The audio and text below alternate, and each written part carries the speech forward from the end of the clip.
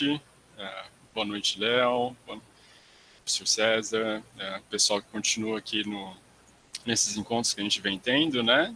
Peço desculpas pela mudança de última hora, foi por minha causa que a gente teve que cancelar o encontro de quarta passada para retomar hoje, né? Tive uns problemas pessoais semana passada. Obrigado pela compreensão e por estarem hoje aqui. E, bom, vamos começar esse terceiro dia, né?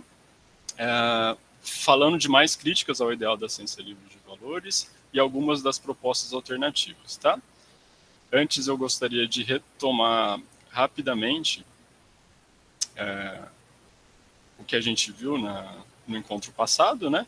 Então, no encontro passado, eu mencionei as categorias de críticas ao ideal, né? Então, há críticas ao ideal da ciência livre de valores que atacam todo o ideal, críticas que vão atacar seja a autonomia, seja a neutralidade, seja a imparcialidade, tá?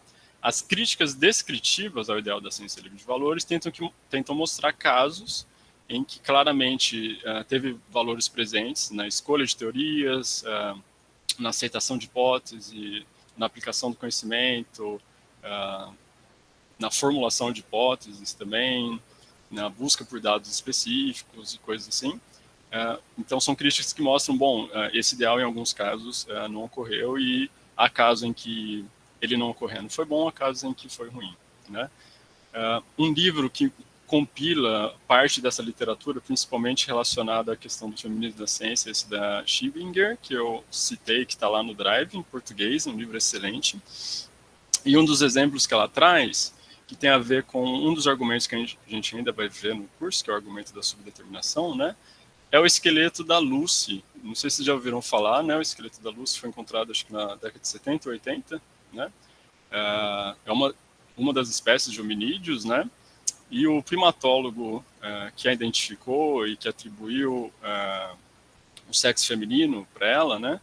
Baseou essa inferência no tamanho da pelve, no tamanho do esqueleto, acho que no tamanho do fêmur, e falou que claramente era de uma mulher, porque a abertura da pelve era grande e as fêmeas de hominídeos precisam de uma pelve grande para nascer os bebês com cérebro grande, né? Só que bebês com cérebro grande só surgiriam 3 milhões de anos depois da Lucy, assim.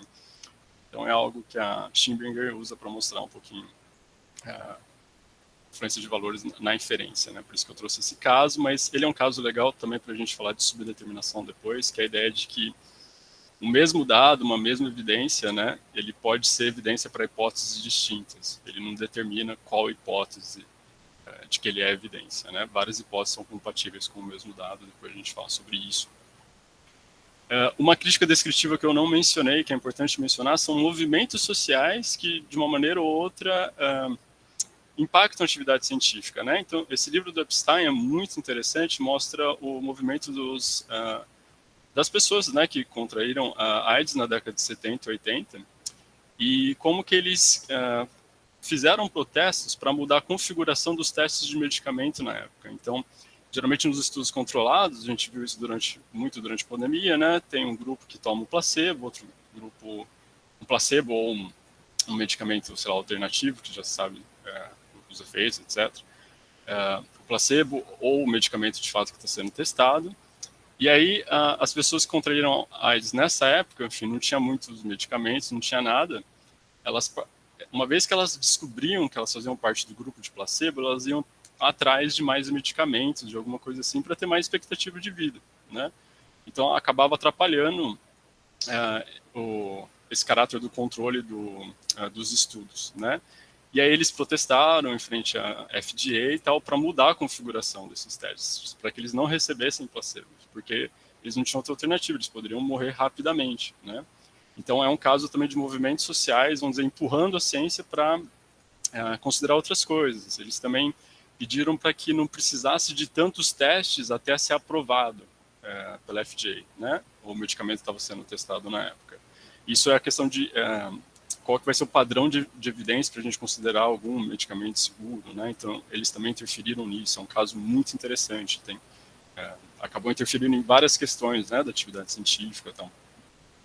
E um terceiro caso de movimento social interferindo também é que a Oettinger traz é um artigo de 2010, tá? Não é de 2003, eu escrevi errado. Nesses baldes de resistência, né? Então, é um artigo que já está ligado um pouquinho com a discussão sobre injustiça ambiental, né? Basicamente como populações diferentes estão desproporcionalmente, né? Impactadas e beneficiadas por questões ambientais, então os riscos são desproporcionalmente afetados por riscos ambientais, e os benefícios também ambientais são desproporcionais em relação a elas, né? E aí, em Louisiana tinha uma população que morava perto de uma usina da Shell, salvo engano, e no estado da Louisiana tinha um monitoramento da qualidade do ar que pegava a média da concentração. Eles monitoravam o ar, faziam amostras, acho que a cada 6 dias, e aí pegava a concentração média da substância e depois agregava e tinha um valor anual. Com esse valor anual, eles comparavam com o valor máximo permitido de cada substância para saber se tinha ultrapassado ou não, né? Isso o estado de Louisiana, tal. A Agência Ambiental de Louisiana, mais precisamente, né? E aí esses moradores que moravam perto da Shell, eles queriam mostrar que havia, vamos dizer, momentos do dia ou de algumas semanas que tinham picos de emissão e que a legislação deveria considerar também esses picos de emissão, né? Daí eles conseguiram ter esses baldes que eles conseguiam captar amostras do ar, eles levavam para um laboratório de uma universidade parceira que analisava, e aí mostrou que tinha substâncias assim, extremamente tóxicas que estavam de 3 a 4 vezes maior do que o permitido anualmente, né? Mas aí entra numa questão assim muito espinhosa, né? Do que vai ser considerado? Esses picos vão ser considerados ou o valor médio anual, né? Então, novamente, aí seria uma crítica descritiva também, né? O grau que determinada é um juízo de estimativa do grau que determinada pesquisa está de fato protegendo o meio ambiente ou não. Então, queria trazer mais esses casos sobre as que cabem, né, nessa categoria das críticas descritivas. Eu, pessoalmente, acho que a gente não pode subestimar essas críticas, né? Elas são, acho que, importantes e são críticas de baixo para cima, né? Embora um defensor do ideal da ciência livre de valores, né, possa razoavelmente defender que ainda dá para continuar defendendo o ideal em uma função reguladora, né? Esses casos já começam a mostrar que, bom, mas parece que em alguns casos foi bom que não se seguiu o ideal, né? Então, não é uma mera descrição de que ele não ocorreu, né? Mas isso é mais para a gente ter em mente, assim, que a gente vai discutindo os próximos casos e argumentos, tá? No último encontro, a gente viu, aí começaram a surgir críticas mais filosóficas, né? Então, a primeira que a gente viu é o ataque, essa distinção entre valores cognitivos e não cognitivos que o ideal pressupõe, né? Não tem um consenso sobre a lista, há valores cognitivos que os próprios defensores dessas listas às vezes relacionam com valores metafísicos, lá no caso do McMullen, simplicidade é difícil de definir, e aquela lista alternativa da Longino, né? Por que uma lista e não outra, né? Por que continuar endossando consistência com outras teorias aceitas numa época, se no caso em que essas outras teorias promovam valores machistas, o valor da consistência externa está promovendo também, né? Se é uma teoria ser compatível com elas, está continuando a manter, vamos dizer assim, essa estrutura, né? E aí a crítica que ela faz é a lista de valores cognitivos, porque uma determinada lista e não outra, então. Depois, então, essas duas críticas, a descritivas e a de valores cognitivos e não cognitivos, elas atacam o ideal inteiro, né? E aí a gente começou a ver algumas mais específicas. A gente viu o primeiro argumento da ignorância virtuosa, que ataca a autonomia, né? Tanto a Kurani quanto o Kitcher, defendendo que algumas pesquisas que podem, vamos dizer, diminuir o bem-estar de algumas pessoas pelos resultados delas, né? Não deveriam ser, pelo menos não deveriam ser prioridades de pesquisa, né? Dadas algumas condições, e aí o argumento do Kitcher era claramente com bastante condições para isso, né? Só tomar uma água. Fala, Felipe.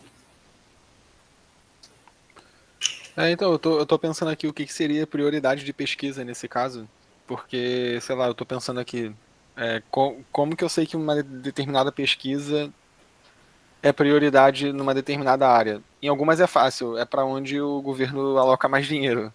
Isso. Mas em algumas outras áreas não é tão fácil. Por exemplo, eu sou da psicologia. Eu não saberia dizer o que, que tem mais prioridade. A prioridade, no caso, é de quem? É do órgão de fomento, é de quem está pedindo a verba, é do pesquisador, então ela está falando que, em outras palavras, o pesquisador ele deveria escolher outro objeto de pesquisa e não aquele. O que ela quer dizer exatamente? Tá. Quem que fala que não deve ser uma prioridade é mais o Kitcher, tá? E aí sua pergunta eu Ah, é o acho uma Kidger, tá. a Crone fala que tem que ter alguma restrição igual às pesquisas de dual use, né? Pesquisa de duplo uso, né? O Kitcher fala que não deve ser uma prioridade, mas aí é no sentido de prioridade de financiamento do governo, né? Então, foi 1 ano e meio atrás, acho que o Ministério da Ciência lançou uma nota sobre 5 linhas principais, esse tipo de prioridade, de financiamento do governo. Ele chega a falar sobre se o cientista individualmente teria que se restringir de fazer pesquisas do tipo, aí ele oscila um pouco, mas acho que de uma maneira mais clara é a questão do financiamento do governo, não deve ser uma prioridade no financiamento do governo, não devem compor as principais linhas de pesquisa que um determinado governo quer financiar em determinada sociedade, né? Dadas aquelas condições, né? Tá bem? Beleza. Tá. Depois a gente viu o argumento conceitual. O argumento conceitual é muito interessante. A gente viu no finalzinho da aula, porque eu acabei me estendendo nesses últimos, né? O argumento conceitual, ele tem como objeto os próprios conceitos utilizados na ciência, né? E aí ele vai dizer que tem alguns... Calma aí, a pergunta do Rodrigo. Aí entra a discussão sobre autonomia, né?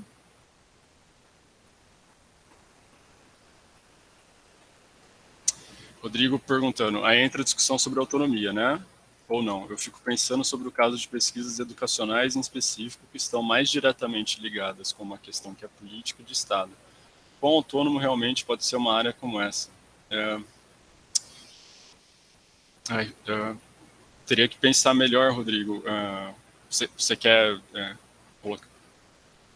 falar por vídeo, explicar um pouco melhor sua pergunta? Mas eu teria que pensar melhor sobre pesquisa em educação, como que se relaciona com isso.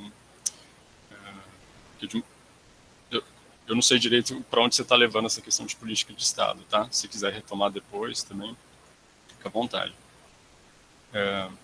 Mas o argumento conceitual, tranquilo, fica à vontade, acho que é isso. O argumento conceitual ele vai falar que há alguns conceitos que são carregados de valor, né? Isso na filosofia tem uma tradição que fala dos termos densos, né? Thick terms. São termos que têm uma carga tanto descritiva como normativa. O Putnam dá um exemplo do cruel, né? E aí, se um historiador está falando que determinado império cometeu crueldades, isso tanto se refere a algo, descreve, vamos dizer, um estado de coisas, mas também tem uma avaliação negativa daquilo, né? E o pessoal de valores na ciência utiliza esse conceito, utiliza essa teoria sobre termos densos, né, para aplicar alguns conceitos que são utilizados na ciência. Aí a gente falou sobre bem-estar, então hipóteses como investigação de hipóteses que envolvem bem-estar, como longos deslocamentos diários estão associados a um menor bem-estar, vão pressupor um juízo de valor porque o cientista, vamos pressupor de maneira explícita ou implícita, né? O cientista ele vai ter que fazer um juízo de qual definição de bem-estar é melhor, e aí a Alexandrova cita 3, eu não sei se na literatura tem mais, tá? Bem-estar com estado com mais emoções positivas do que negativas, como satisfação de vida ou como florescimento.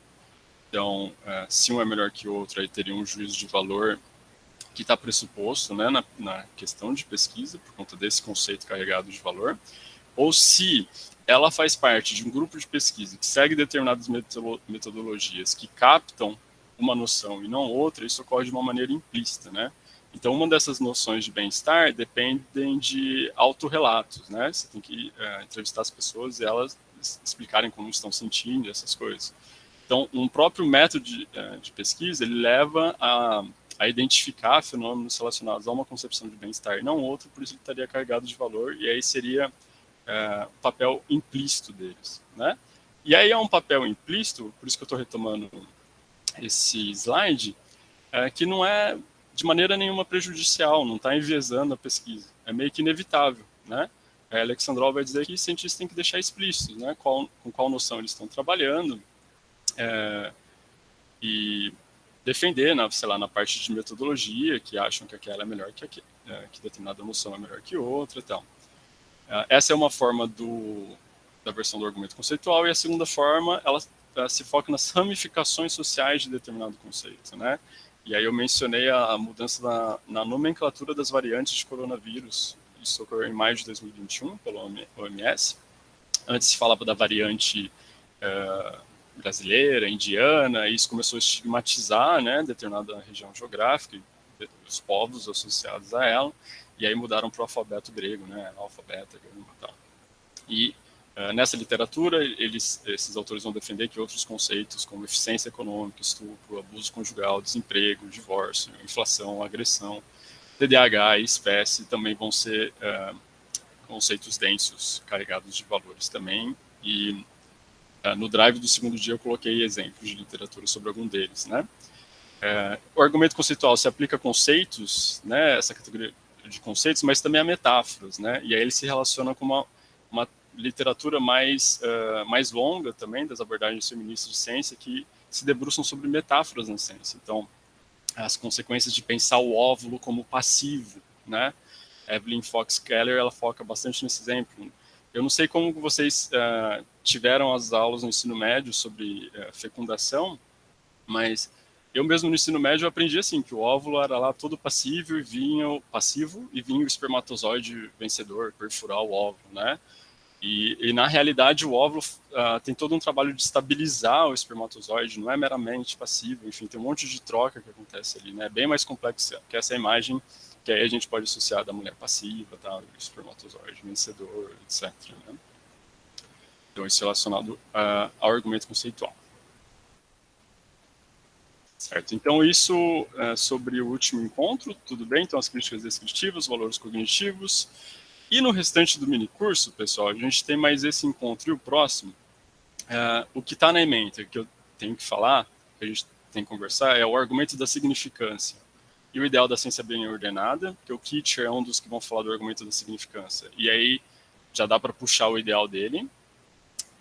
Para falar dos modelos das interações do Lacey e do Mariconda, também dá para puxar por uma crítica que eles fazem à neutralidade através da noção de estratégia. Então dá para pegar a crítica e puxar o modelo também. A Longino é uma das que mais utiliza o argumento da subdeterminação, então dá para falar do argumento e puxar a proposta dela, qual que é a proposta positiva dela de valores na ciência, e que até explica por que a proposta dela é muito interessante, porque explica por que diversidade na ciência seria positiva de um ponto de vista epistêmico, né, para trazer melhores teorias também. E, por fim, o argumento da Douglas, né, o argumento do risco indutivo, que é um dos que mais tem sido discutidos nessa literatura, que ele ataca o ideal da imparcialidade, né, o da subdeterminação e o do risco indutivo atacam a imparcialidade, e o do Kitcher e o do Lacey e do Mariconda a neutralidade, né, estratégia, significância e neutralidade. E, bom, o argumento do risco indutivo da Douglas, e aí a proposta dela, ela tenta diferenciar papéis diretos e indiretos de valores. E, por fim, eu tinha colocado no programa, também discutir alguns estudos de caso, né, por exemplo, a pandemia, e o caso do fóssil do Birajara, né, do Brasil, que, enfim, estão tentando repatriar, etc. Mas, no último encontro, eu senti que eu acabei falando muita coisa e ficou cansativo, né? E, para não ficar cansativo de novo, eu vou dividir esses temas, né, dar uma mudada no programa, para a gente poder, assim, conversar mais calmamente sobre eles e ver outras coisas e ter mais tempo de interação, tá? Então hoje eu só vou focar nesses dois primeiros, tá? O argumento da significância e a crítica pela noção de estratégia.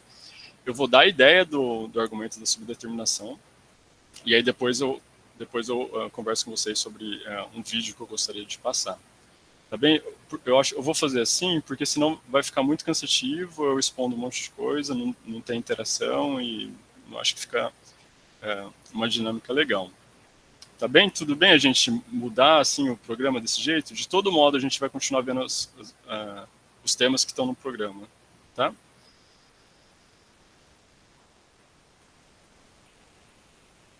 Tranquilo? Tá. Beleza. Então vamos passar para o argumento da significância. O argumento da significância ele foi proposto primeiro pela Elizabeth Anderson. Elizabeth Anderson ela tem uns textos sobre filosofia da economia, interessantíssimo, mais recentemente sobre filosofia política, vale muito a pena ver. E pelo Philip Kitcher, né, nesse primeiro livro de 2001 e tal. Qual que é a premissa comum? Tem duas premissas comuns, em comum aos dois, né, a ambos. Os dois vão dizer, e aí eu peguei uma citação para deixar isso claro, que é dos dois, né, que uma investigação teórica, Anderson vai dizer, ela almeja mais do que uma mera acumulação de verdades. A investigação teórica visa algum corpo organizado de verdades que possam reivindicar a significância, né, que merecem ser perseguidos. Tem algumas questões que merecem ser perseguidas, tem outras que não. Né? O Kitcher. Ninguém deve ser iludido pela ideia de que o objetivo da investigação é apenas descobrir a verdade, pois, como numerosos filósofos reconheceram, há um grande número de afirmações verdadeiras que seria totalmente inútil averiguar. As ciências estão certamente direcionadas para encontrar verdades significativas. Tá? Então, primeira premissa. A ciência não busca só verdades, ela busca verdades que merecem ser buscadas, verdades com significância. Tá? Estou chamando de significância em vez de significativo, para não confundir depois com significância estatisticamente significativa. Então, a ciência busca não meramente verdades, mas verdades que são importantes. Verdades triviais, por exemplo, número de grampos no meu grampeador. A gente não vai fazer uma pesquisa científica sobre isso. Né? Então, o argumento da significância começa a partir disso. Por que há algumas coisas tão triviais que a gente nem se preocupa em pesquisar? Tá? Essa é a primeira premissa. Alguns autores vão dizer que dá para definir a significância de uma maneira meramente epistêmica, meramente relacionada à obtenção de conhecimento de maneira pura, vamos chamar assim. Os dois, tanto a Anderson quanto o Kitcher, vão falar que ela é, pelo menos parcialmente, tá, dependente de valores. A partir daí, o argumento deles muda um pouco. Vamos lá.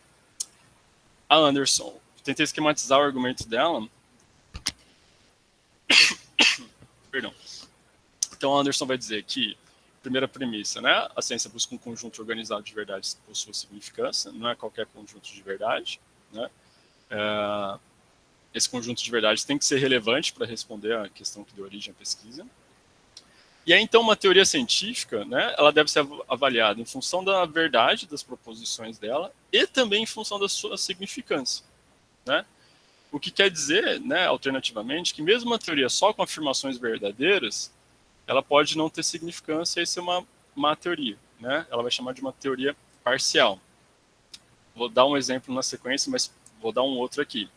Ela pega, por exemplo, um livro sobre uma pesquisa sobre história, né, que tentou analisar o eventual papel de destaque dos judeus na escravidão na América do Norte. Né? Esse livro só pegava relatos sobre os judeus em determinados lugares que tinham mais pessoas escravizadas, e aí dava a entender, com essas proposições verdadeiras, que eles tinham um papel de destaque. Mas essa pesquisa não comparou outros grupos tal para ver se de fato era, se ela era um grupo que desproporcionalmente tinha mais pessoas escravizadas que outros tal. Então era uma teoria parcial resultante desse livro.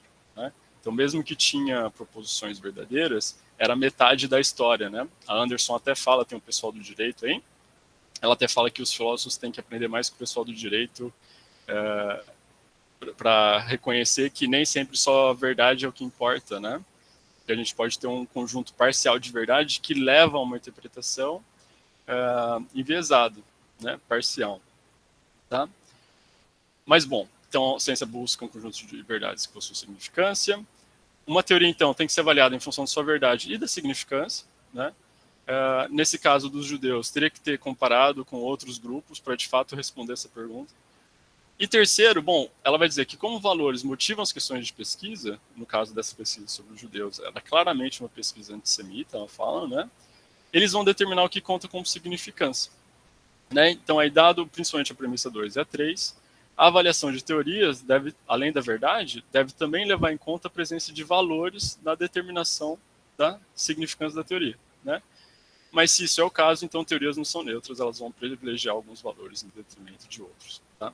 Essa estrutura do argumento vou exemplificar e vai ficar, espero, um pouco melhor. Né?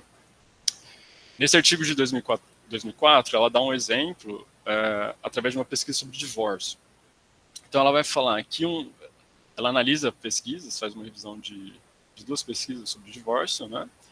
E ela vai falar que uma estava baseada em valores tradicionalistas sobre o divórcio e o casamento. Então, como uma situação ideal para um casal, casamento, né? E aí o divórcio é um momento total de ruptura, as pessoas são prejudicadas por aquilo, não tem muita autonomia e tal. E aí, a partir desses valores, surge uma questão de pesquisa do seguinte modo: o divórcio tem efeitos negativos sobre as crianças e seus pais?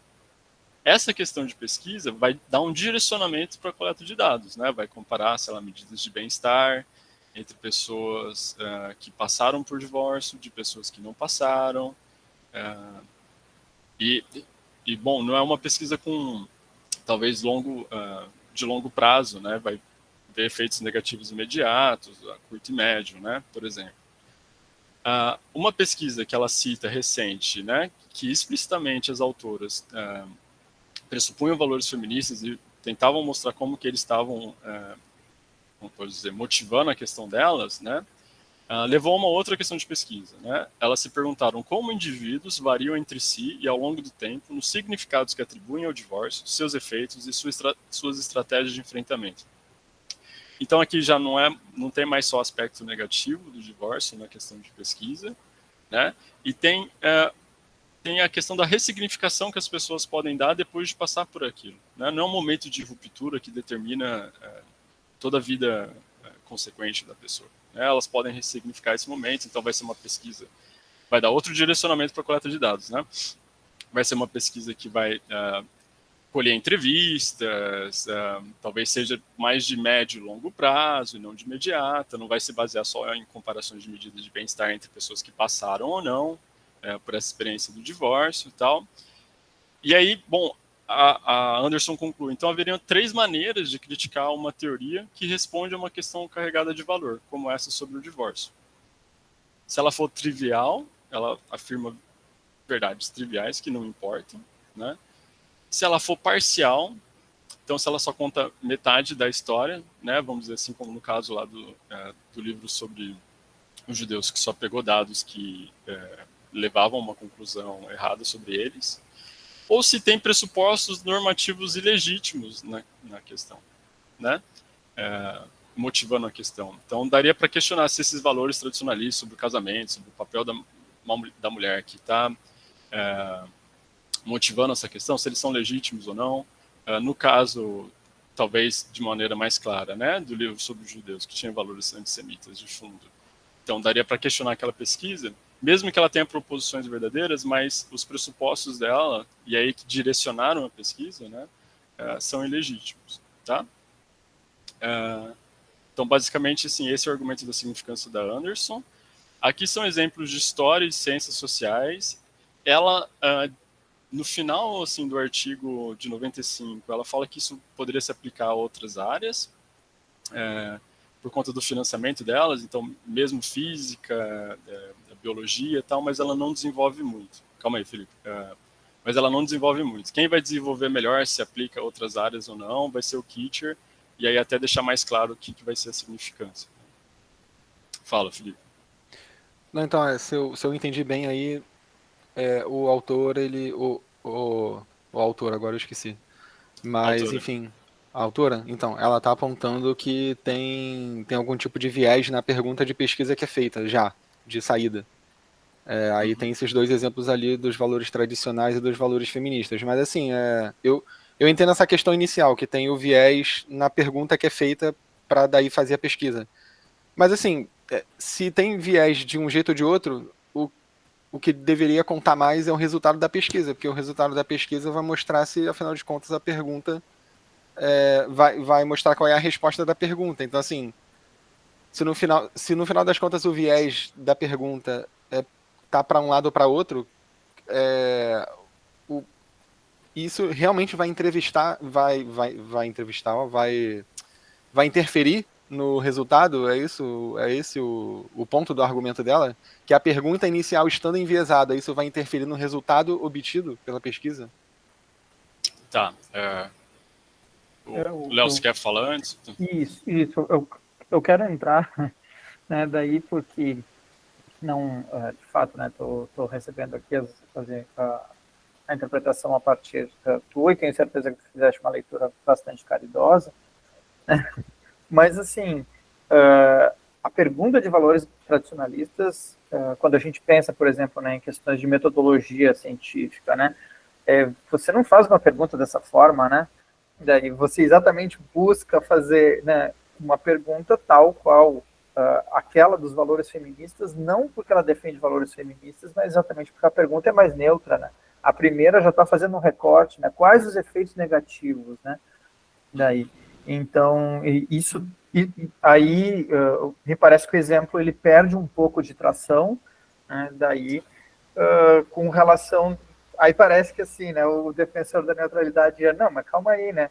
As feministas estão fazendo uma pergunta, a pesquisa é mais interessante porque a pergunta é neutra, né? Daí, exatamente porque elas estão abraçando o ideal da neutralidade, diferentemente dos tradicionalistas que estão fazendo um recorte enviesado. Tá.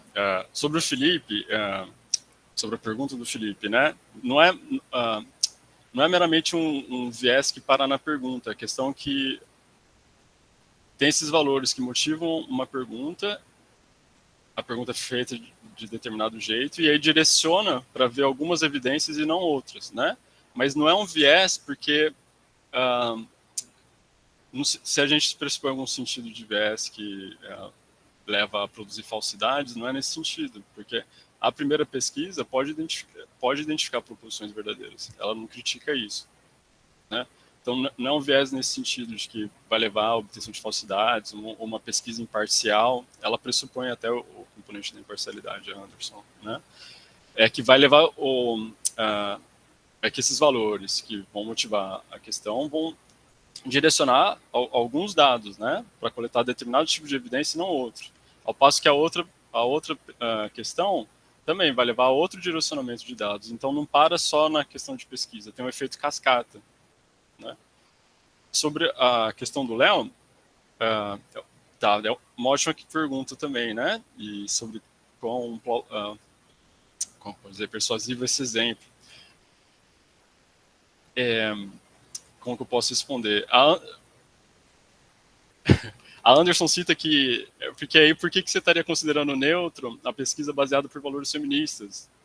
Aí entra justamente em algo que ela vai defender, que talvez valores feministas levam a fazer uma ciência mais justa, porque aí vai tratar de uma maneira mais igual e não neutra os agentes envolvidos. Mas não é neutro, porque tinha esses valores de fundo nessas pesquisas e explicitamente as autoras faziam, né?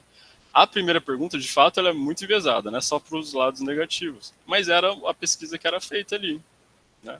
E que ela cita e tal, e a partir desses pressupostos sobre o divórcio, sobre o papel da mulher, casamento e tal.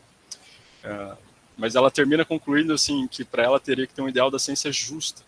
Mas é justa porque a partir de determinados valores de respeito à autonomia das pessoas, não é de não pressupor neutralidade, está pressupondo, né? Autonomia dos agentes, capacidade de ressignificar, tal. Não sei se eu... Obrigado. Não, assim, se eu entendi bem, a questão é exatamente você trazer a importância de valores políticos, né, para a determinação, então, do problema de pesquisa, por exemplo, né? Seria isso que está sendo direcionado, né? Uhum. Tá bem, obrigado. Não, beleza, obrigado. Perfeito, valeu, Léo, valeu, Felipe. Rodrigo, sobre o que foi comentado na resposta ao Felipe, é nesse sentido que entra o argumento da crítica intersubjetiva da Longe, no sentido de que caberia à comunidade científica identificar esses direcionamentos metodológicos. Perfeito. Acho interessante essa abordagem da Longe, no que aborda o que foi comentado no início sobre a importância epistêmica de uma comunidade plural. Estou com problemas no meu microfone, por isso estou escrevendo, desculpa. Que é isso, Rodrigo, mas exatamente isso. Se a gente tem uma comunidade que só... Aí antecipando a Longe, não é? Perfeito. Se a gente tem uma comunidade que só tem determinados tipos de valores, só vai levar a determinado tipo de questão a determinado tipo de coleta de dados e direciona a pesquisa para um lado e não para outros, né?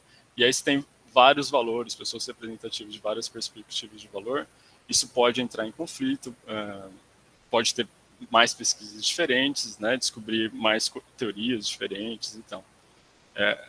Essa é uma das grandes sacadas, vamos dizer assim, da London, né? Tem uma piadinha que se a ciência fosse feita só com o Congresso americano, a gente só pesquisaria remédios para calvície e para impotência masculina, alguma coisa assim. Mas vamos passar para o Kitcher, porque ele desenvolve mais um pouco o argumento da significância, né? É um dos principais conceitos no livro dele, e a Anderson é anterior, por isso que eu quis trazer ela, e porque o Kitcher não a cita, e ele se baseia em conceitos e definições da Anderson, né? Por isso que eu quis trazer. O Kitcher, ele começa com uma analogia. Teorias científicas são como mapas.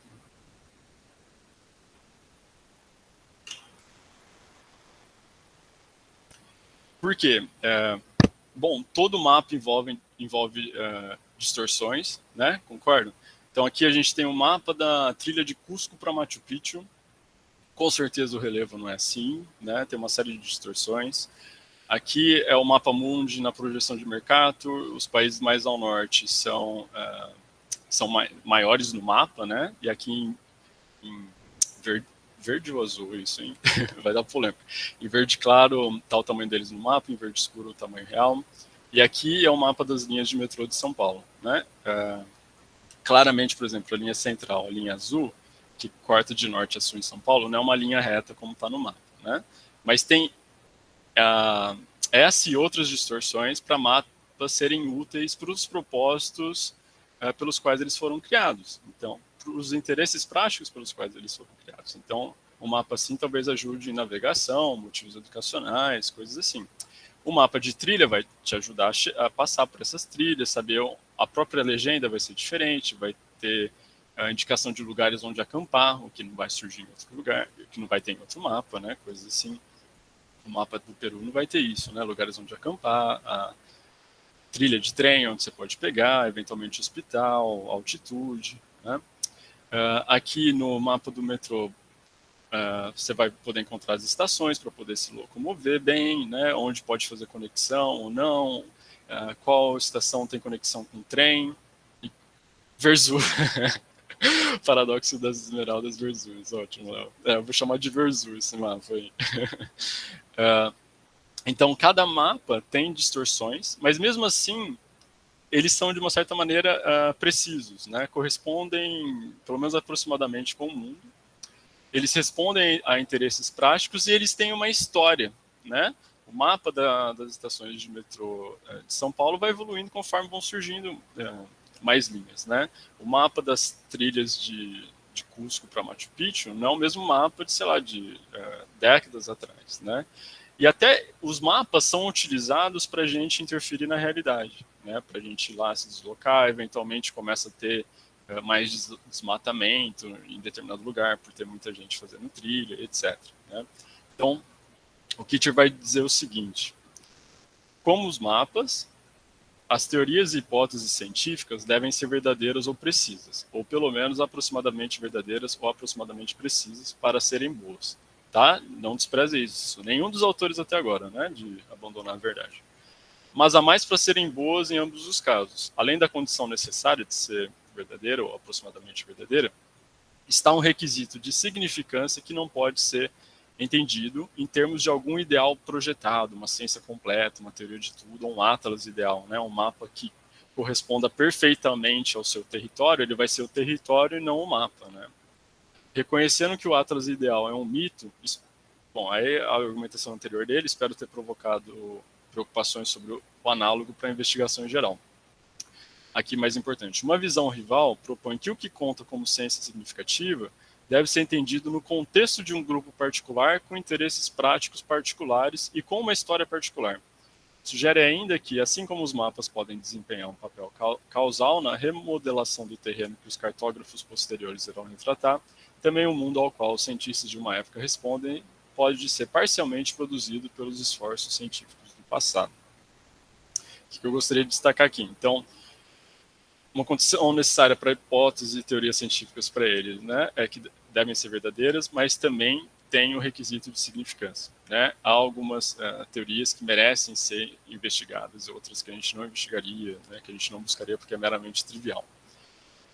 Não tem uma definição de significância meramente pura, conforme ele, e, na verdade, o que vai contar como significância vai depender do contexto de um grupo particular, né? Assim como o contexto de quem cria cada um daqueles mapas. Quais são os interesses de cada um daqueles mapas? Por que eles estão criando aqueles mapas específicos? Quais são, no caso lá do mapa de Cusco, né? Qual que é o interesse por detrás do interesse do mapa do metrô? E com uma história particular, esses mapas evoluem, né, com o tempo. Evoluem não pressupondo que, enfim, vocês entenderam, evoluem vão mudando, tá? Não vai chegar num perfeito. E aqui o final da citação não é muito importante para a gente, eu vou pular. Mas, aproveitando essa analogia, então o Kitcher vai dizer que as áreas científicas elas vão estar situadas numa rede, em grafos de significância, eu já vou mostrar que seriam como mapas, né? Que indicam as maneiras pelas quais uma determinada pesquisa, uma hipótese, uma questão, ele adquire importância, ele adquire significância, né? Essa estrutura, esses grafos de significância, eles evoluem em função de valores e da curiosidade humana.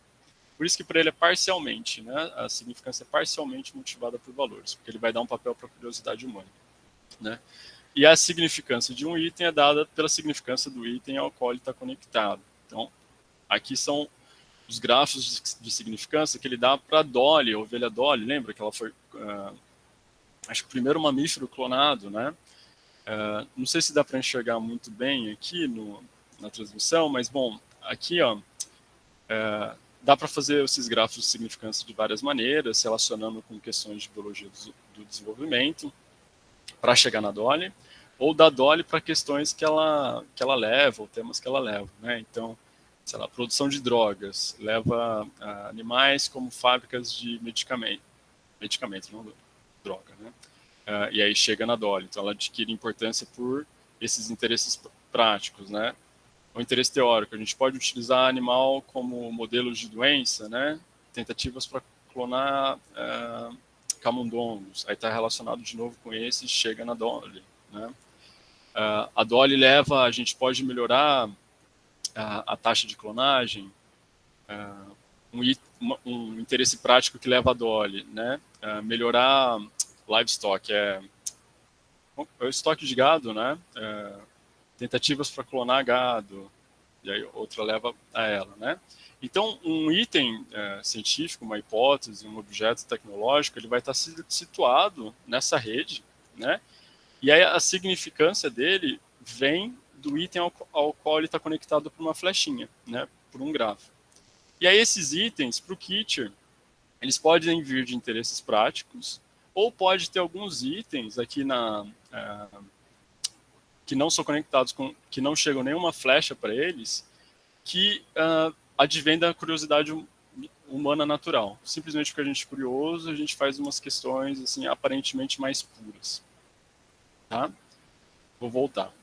Mas, de todo modo, mesmo itens aparentemente sem nenhuma conexão com valores, podem ter essa conexão do Kitcher, e é isso que é o mérito desses grafos, né?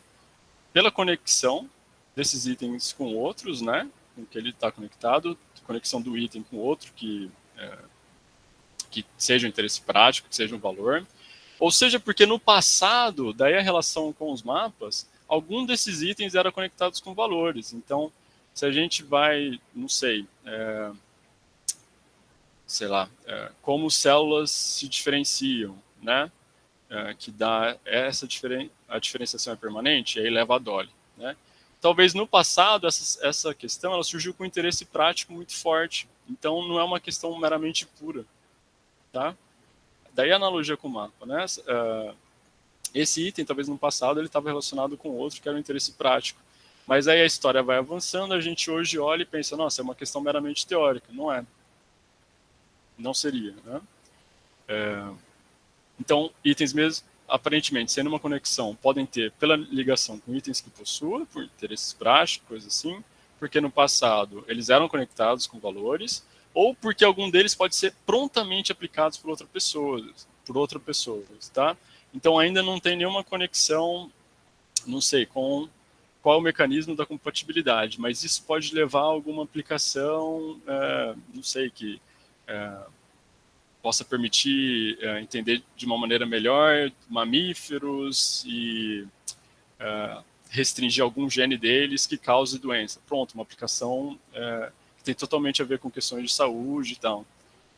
Então, também não seria... Então, mesmo esse item, por ele ser prontamente aplicado e relacionado a interesses práticos, ele também não seria puro, só de curiosidade natural, tá? Mas o Kitcher, ele não é um pragmatista barato, ele vai admitir que para algumas questões pode vir da curiosidade natural, mas tem várias que dependem de valores de interesses práticos, e como cada item científico está numa rede, é muito difícil achar algo que não vai estar relacionado com valores, né? Com interesses. E aí fica a questão, bom, então para ele haveria pesquisa pura ou não? Para ele, pesquisa pura não depende de um objeto específico, de ser feita num laboratório de empresa, universidade, do lugar, não depende disso. Para ele, pesquisa pura vai ser uma conquista, né? O pesquisador puro, ele vai dizer, vai ser aquele cuja falta de interesse na prática pode ser justificado, né? Vou ler então a citação. Quando quaisquer links para projetos práticos são enterrados em um passado distante, sem qualquer influência em aplicações contemporâneas, e quando é muito difícil prever como os resultados dessa investigação poderiam ser adaptados para resolver problemas práticos, então os pesquisadores podem legitimamente declarar que suas intenções são completamente epistêmicas, né? Mas, no entanto, quando apenas um pouco de curiosidade é necessário para ver que o grafo de significância atual foi moldado por empreendimentos duvidosos do passado, ou quando a propensão de outros a se envolver em aplicações moralmente consequentes deveria ser óbvia, o pesquisador que proclama apenas intenção epistêmica é culpado de auto-engano, no mínimo, né? Depois a gente vai ver a Douglas, vai falar que esses casos são casos de responsabilidade, e aí ela mobiliza as noções jurídicas de imprudência e negligência. O pessoal do direito que... Vou até pedir para eles explicarem semana que vem. Então, pesquisadores puros não são simplesmente aqueles cujas intenções são inteiramente promover significado epistêmico, mas cuja falta de interesse na prática pode ser justificada. Pode ser um caso que não dá para antever nenhuma aplicação prática e que também não teve no passado, ou está muito longe, né, alguma relação com algum interesse prático, tá? E com valores. Com esse argumento, o Kitsch ele pega alguns exemplos de física, de química, então... por exemplo, questões sobre o sobre o elétron, estavam associadas a efeitos macroscópicos em química que daria para que eram importantes para conseguir aplicações em indústria, então por isso o interesse no elétron, e aí fica essa tradição de investigação sobre ele, na física, na química e tal, mas tinha esse interesse prático inicial, né? Ele começa a retomar algumas coisas de história da ciência. Eu particularmente acho um argumento muito interessante, né? Bom, então, esse é o argumento do Kitcher para a significância também. Então, as teorias por essa ligação nessas redes de gráficos vão estar relacionadas com valores, elas não seriam neutras, né? Pelo menos parcialmente neutras, tá? Bom, são 7:55, acho que dá para avançar um pouquinho. O Kitcher, ele, então, a partir dessas noções e desse argumento, ele vai propor aqui o primeiro ideal alternativo, né, que a gente vai conversar. O ideal da ciência bem ordenada, tá? Vocês conhecem algum autor que fala de algo bem ordenado? Já ouviram algum filósofo que fala algum conceito que é bem ordenado? Em filosofia política?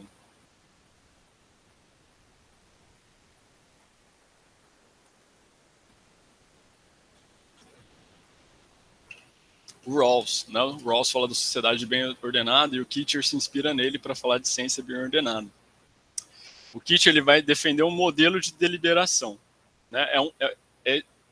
É um ideal no sentido mais forte da palavra, e ele reconhece isso, né? Ele vai dizer que a ciência é bem ordenada quando decisões relativas à agenda de pesquisa, quais temas devem ser investigados na sociedade, quais estratégias para investigar as restrições morais, e quais aplicações dessas pesquisas, então, quando as decisões relativas a essas três coisas coincidem com as decisões de um grupo de deliberadores ideais, né, que vão ser representativos de uma sociedade democrática. Ele toma como dado que tem que ser representativo de uma sociedade democrática. Ele discute alguns teóricos da democracia, Robert Dahl, John Rawls, engajamento mútuo com os cientistas e instruído por eles, né?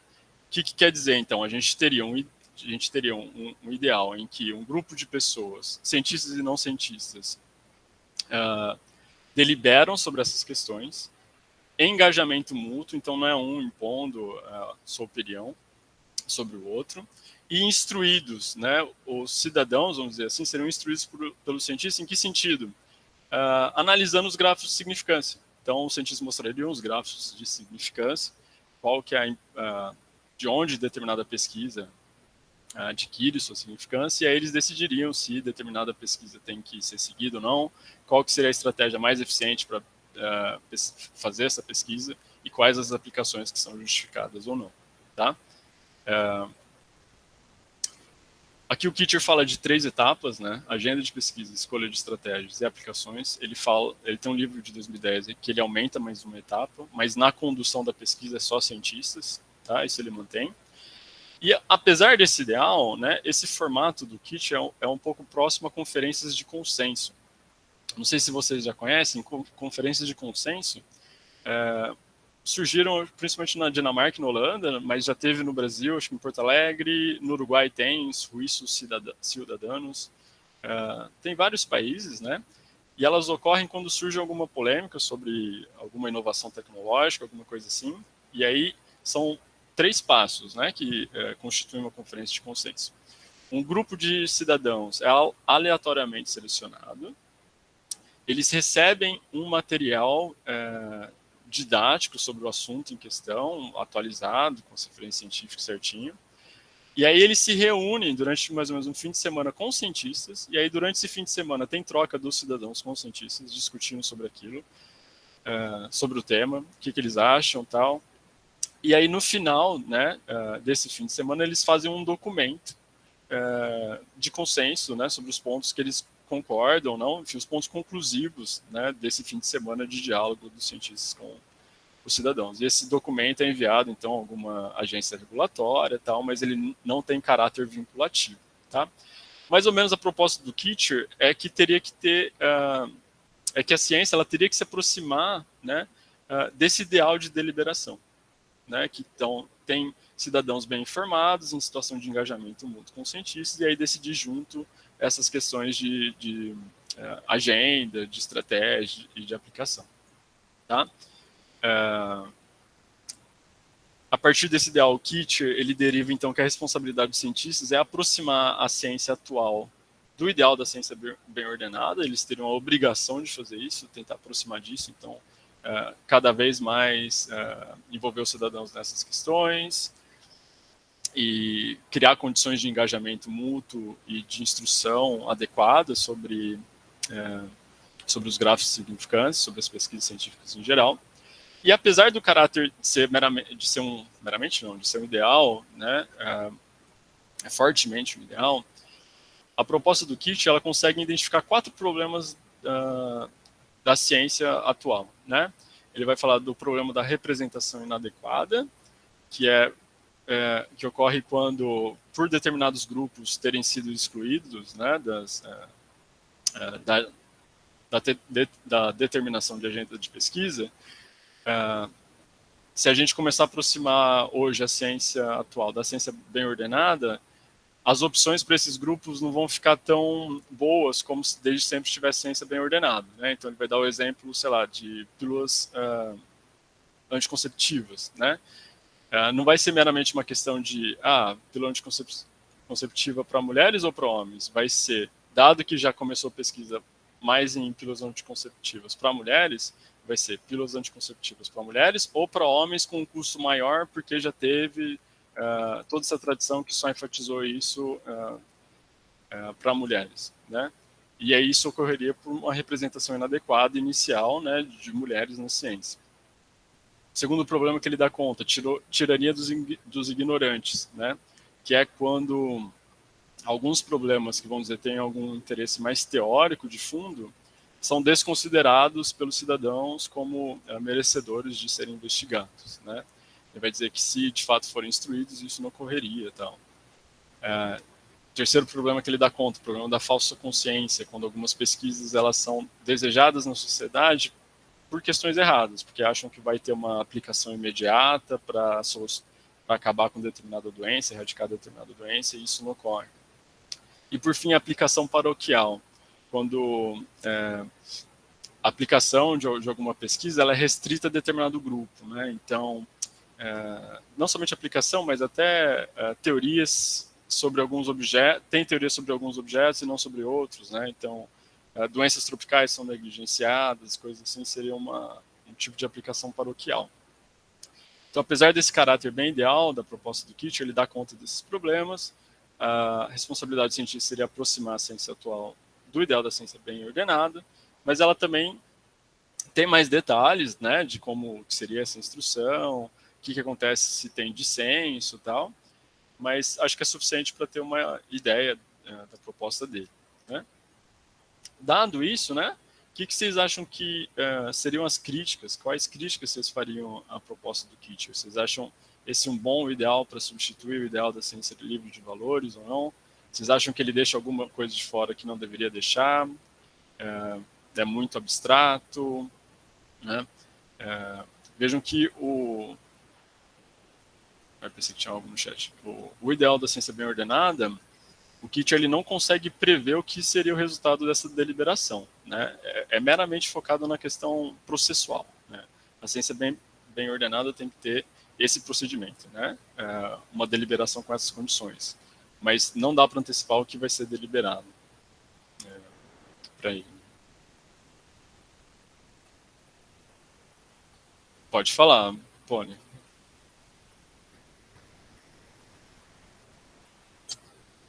Oi, dá para me ouvir? Dá para ouvir certinho. Uhum. Tá. Então, eu achei interessante essa proposta. Eu queria saber se ele chega a falar em qual nível estaria essa sociedade democrática, em qual instância, no sentido de um país, uma instituição específica, científica, uma visão mais global. Eu pergunto isso porque eu fiquei pensando no caso da Alemanha nazista, assim, que poderia ser um caso em que, naquele nicho, né, naquele nicho específico, houvesse essa comunhão entre a comunidade científica e um certo setor grande na época da sociedade. Só que isso levou a um tipo de ciência, enfim, totalmente problemática, pelo que a gente vê hoje. Então, eu pensei, esse seria um nicho, né? Tipo, seria uma instância talvez de um país, uma instância de um pedaço de um continente, né, da Europa. Então, queria saber se ele chegar a pensar assim, em que instância isso seria possível, sabe? Fez sentido essa pergunta? Fez sim. Só não sei se eu que entendi direito. Se é aplicado localmente, nacionalmente, como que seria a extensão assim da ciência bem ordenada? E o que pressupõe de regime político? É porque assim, eu entendi que a ciência bem ordenada, ela pressupõe, na verdade ela defende, né,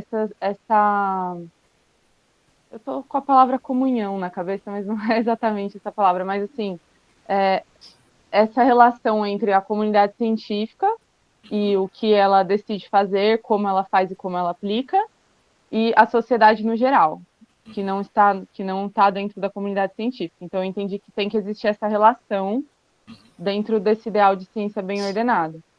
Agora, que instância de sociedade a gente está falando?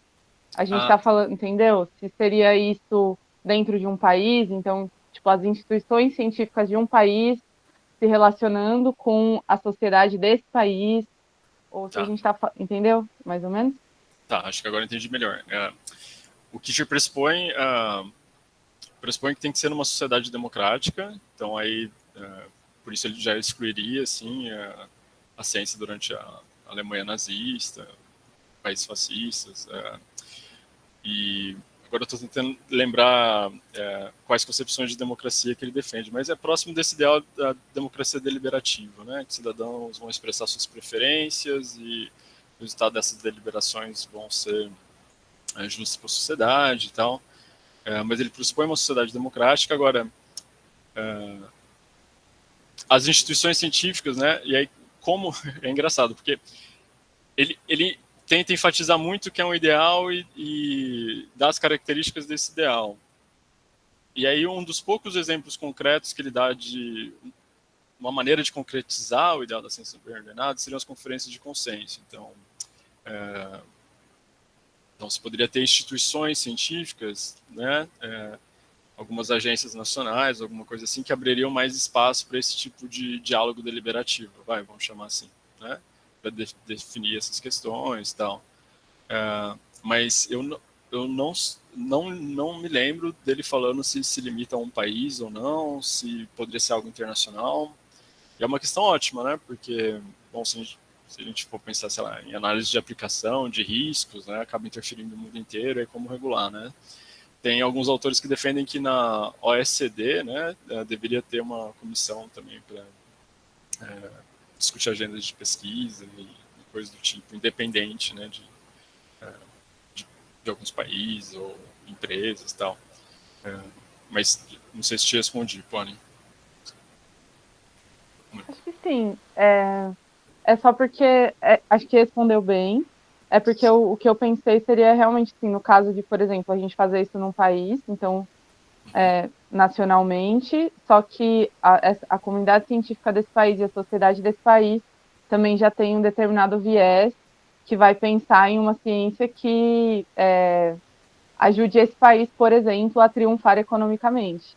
Uhum. E aí essa agenda poderia prejudicar outros países, entendeu? Então, parece que o nível parece que o domínio, né, na verdade, dessa sociedade interfere bastante nesse ideal de ciência bem ordenada. Mas acho que era isso mesmo. Não, ótima questão, porque sim, acho que é até uma crítica nova para ele que você teceu, porque mesmo quando ele fala de democracia, eu não me lembro dele falando de interferência em outros países, né? Mas para ele, assim como a responsabilidade dos cientistas é aproximar a ciência atual da ciência bem ordenada, a responsabilidade dos cidadãos é fortalecer valores democráticos, né? E aí de que maneira, enfim, entra que especificamente de democracia e como que isso se relaciona com outros estados, então, um ótimo problema. Não vou procurar, né? Posso trazer, vou ver se eu acho e trago semana que vem alguma coisa sobre isso. Rodrigo? Oi, agora eu consegui um fone aqui diferente. Esse tá funcionando? Vocês conseguem me ouvir? Tá sim. Ah, tá, beleza. Eu tava pensando em algo parecido com esse que foi colocado agora pela Marília, né? E o que me fez pensar um pouco sobre essa questão foi o que naquele trecho que estava no slide anterior, falava sobre deliberadores ideais e o engajamento com os cientistas, né? Não sei se isso contribui com a discussão de alguma maneira, mas eu acho que o que eu achei interessante dentro dessa ideia de ciência bem ordenada é que esse engajamento não necessariamente implica em uma concordância, né, entre esses deliberadores e a comunidade científica. Elas podem, inclusive, muitas vezes, até se contrapor, né, como se fossem duas instâncias que se contrapõem. A comunidade científica de um lado e esses deliberadores, ou eu não sei, eu acho que isso até, de certa forma, contribui também para essa discussão. Não sei se fez sentido. Faz, perfeito, Rodrigo.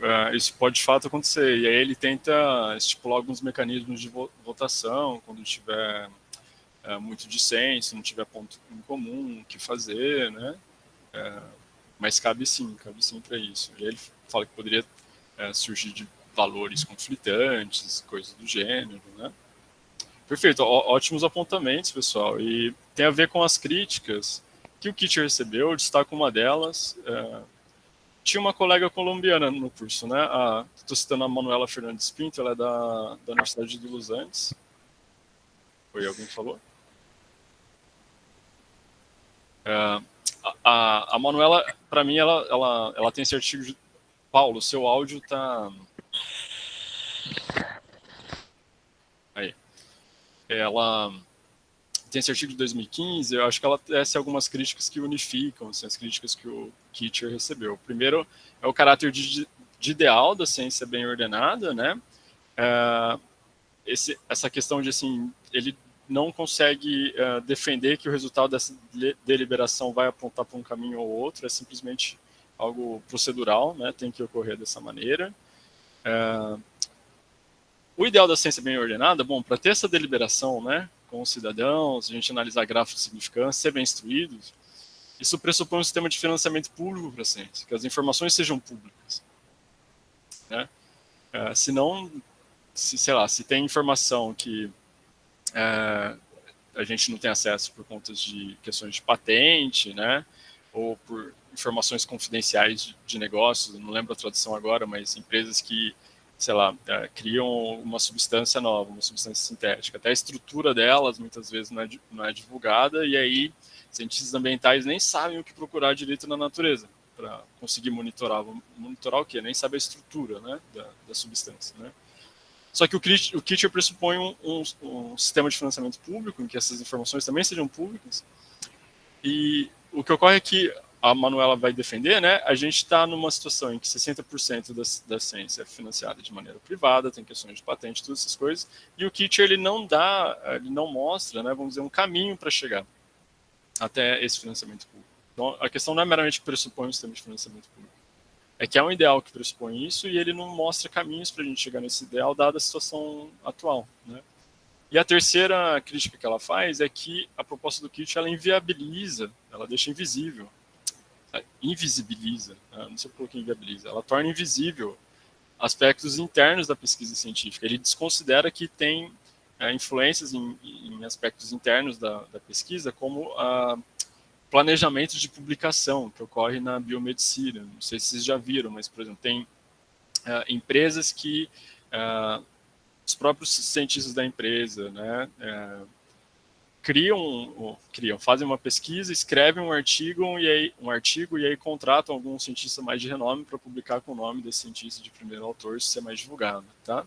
Isso não é nada assim de conspiração, tem eventos abertos sobre isso dessas próprias empresas. O George Sismondo, que ele é um sociólogo, ele participou desses eventos durante vários anos, e aí ele tem um livro descrevendo o que acontecia nesses eventos e tal.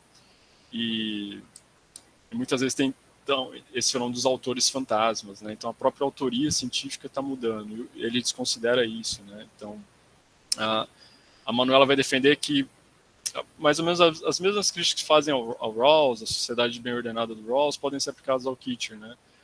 Por ser uma proposta de cima para baixo, às vezes não percebe algumas coisas que estão acontecendo atualmente que podem interferir, né, nesse ideal. E não dá conta desses problemas, aí esses problemas se manteriam, porque ele não se debruça sobre eles, né? Mas ele se debruça, ele consegue aqueles 4 lá que eu mencionei e tal. Então por isso que é um ideal que continua citado. Veja, teve o livro de 2001, depois de 2010, e aí eu fui pesquisar mais coisas sobre o Kitcher hoje, saiu um artigo mês passado criticando e trazendo mais respostas do Kitcher também.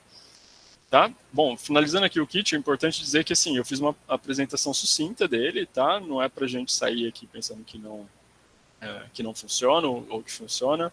E aqui tem essas críticas da Manuela, mas dá para ele dar réplicas também a ela, tá bom?